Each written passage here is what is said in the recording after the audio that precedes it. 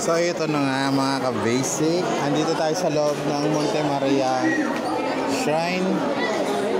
Yung entrance ng yung sa taas, pag regular 150 lang. Pag senior, student, PWD 100 pesos na no need na ng ID.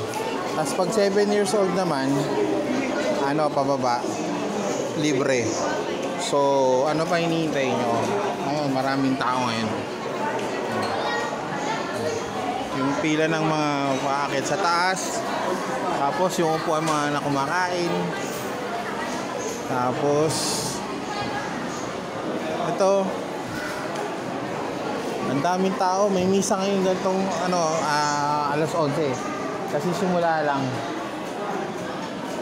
Pero 420 steps siya paakyat.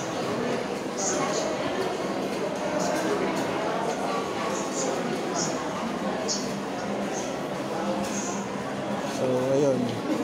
Yan lang yung share ko tungkol dito sa loob. So, try natin mapasok yung mismong tapat ng simbahan.